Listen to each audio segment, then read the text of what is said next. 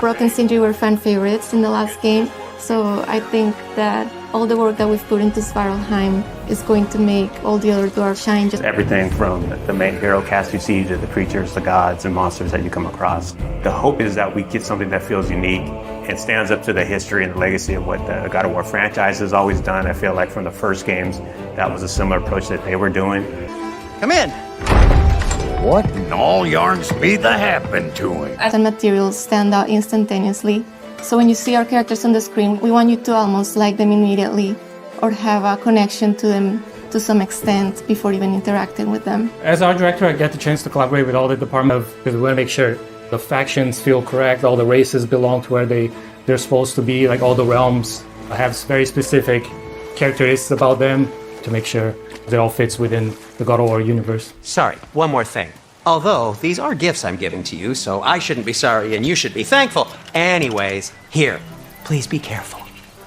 In the God of War 2018, we saw Brock and Sindri, where they're from, and a great part of that, too, is we want to make sure that we expand the cast. You know, we'd just seen a little bit of what was represented, and that was something that we hadn't seen, or that both the environments and characters had a cohesiveness that felt like every inch of it felt like it went together and was designed specifically by them.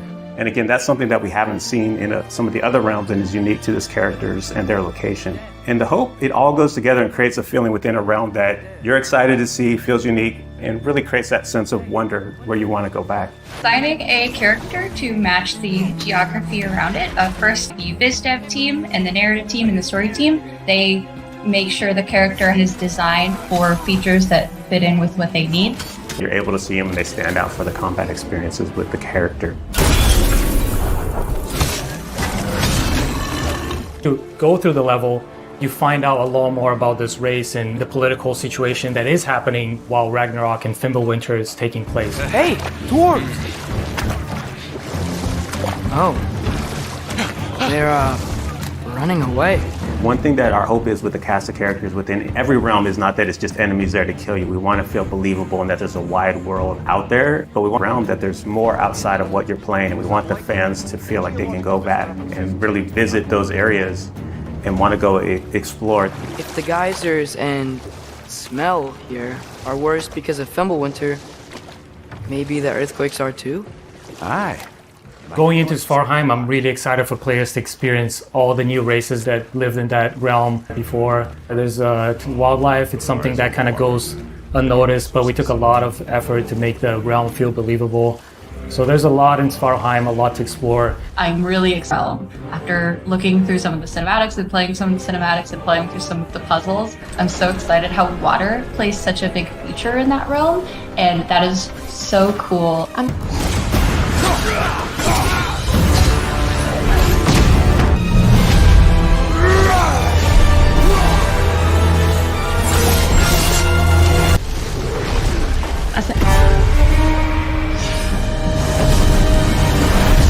You put the power behind a move.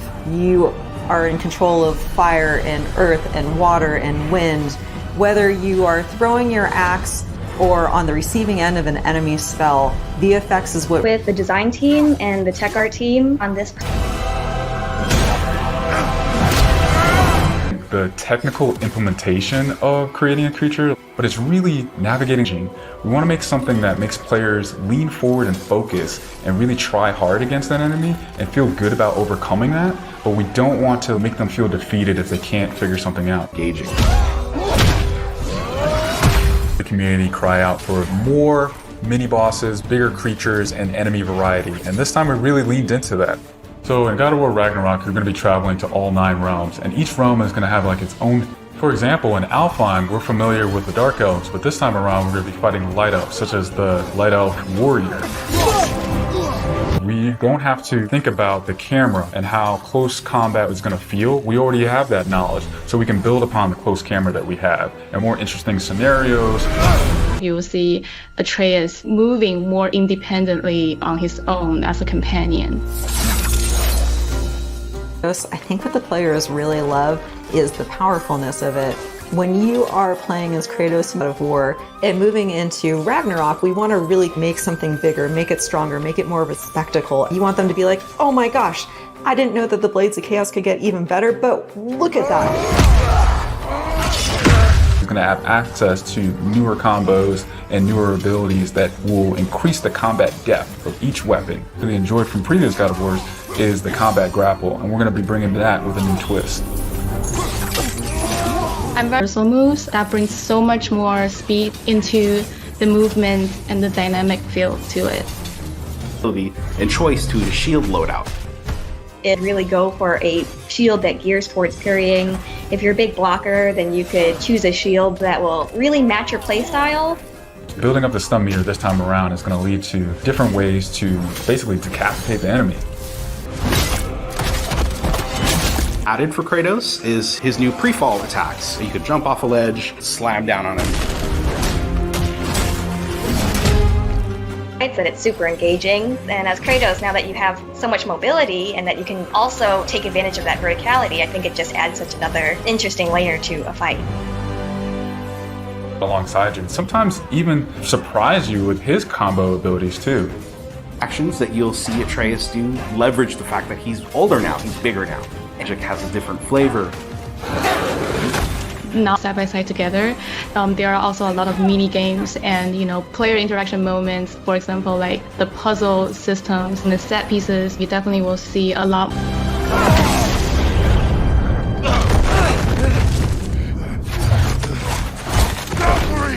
Odin must have said that. Similar to like chess and focusing on the chess pieces, each piece has its own theme and its own use. Q, or we'll add the different rings, such as what we did in the last game, that lets you know that this attack is unblockable, you need to dodge it. There's to experience the diversity of enemies that this game has to offer. You will be fighting everything from small little creatures to things that will take up the entire screen. All of their designs run the gamut. I think each one looks so much different from the next one, and each of them have their own play styles and their own little fantasies that go into it. And so has been sweated over, bled over, tested.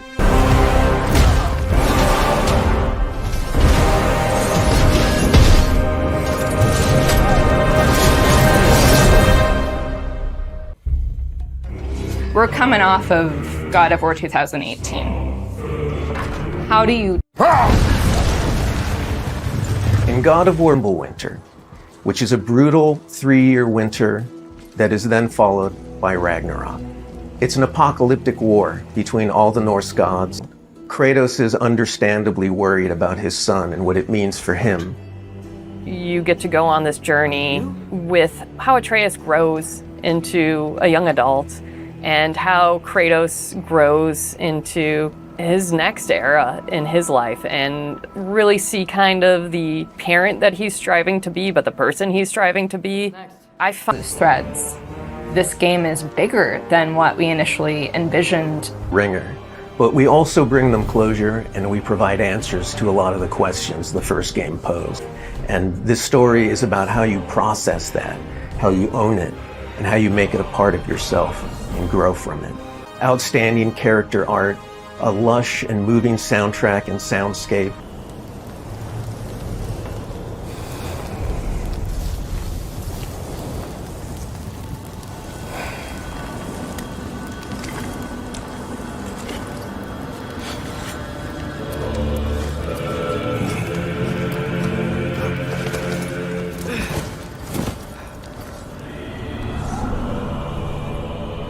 Time is running out.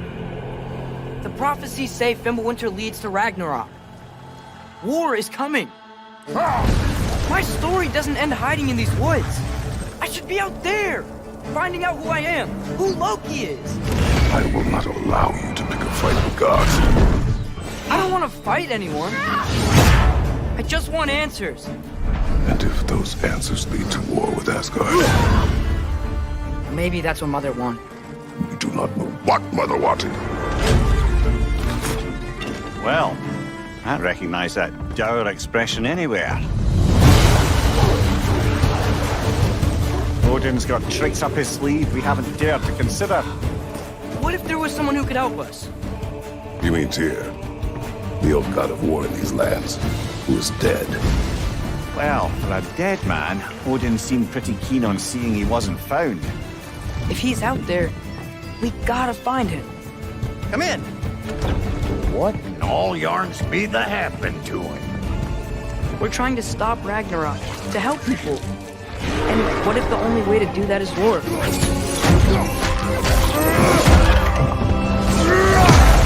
War is not the only way. Stop thinking like a father for a moment and start thinking like a general. No! You seem like a calm and reasonable person. Are you a calm and reasonable person?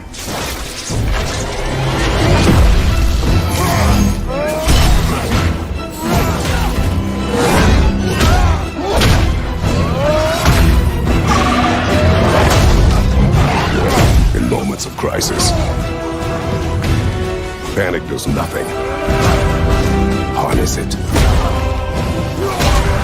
Let it serve you.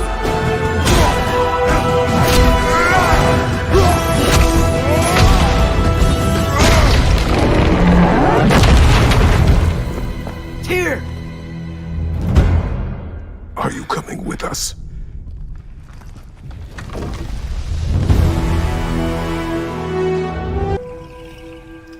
Well, some of them.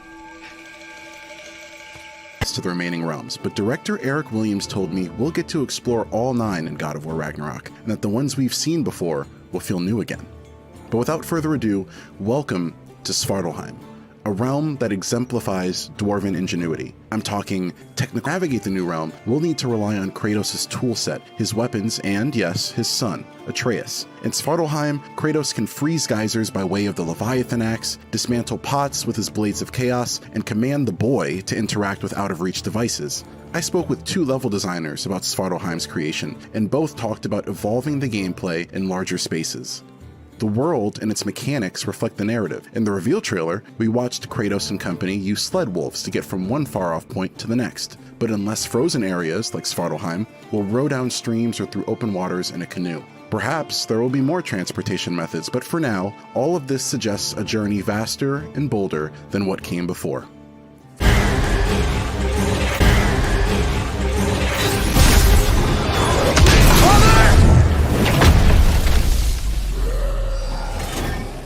When you are at your weakest. When fear and doubt are a burden too heavy to bear. Remember this. You are not alone.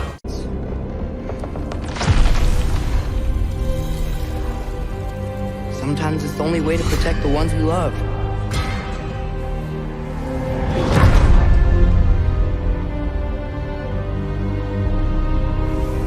I know you.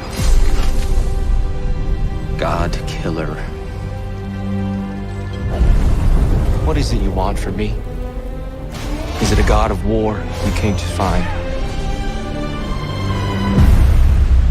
You don't really want war, do you, Kratos? All that blood on your hands? On your son's hands? What is it you will not tell me? I can't talk about it, but I just need you to trust me. We follow your every whim. But you don't believe in any of it. And still I follow. Because all that matters is that you are safe. But that's not all that matters. Who's keeping you safe? I do not need you to protect me. You sure about that? Pretender God! For the old father! Death can have me when it earns me.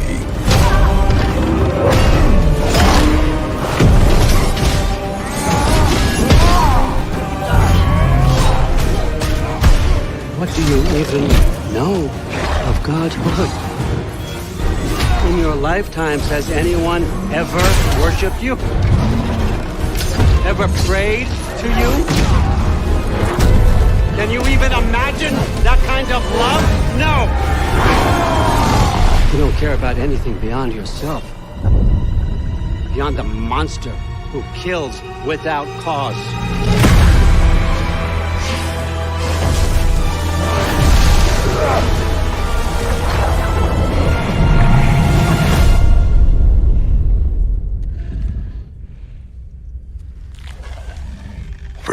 only bind you if you let it.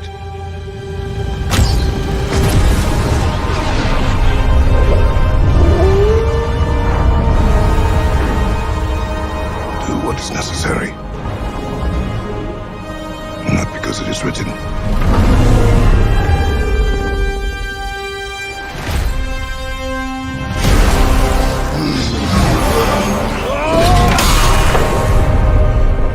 We will make our own destiny.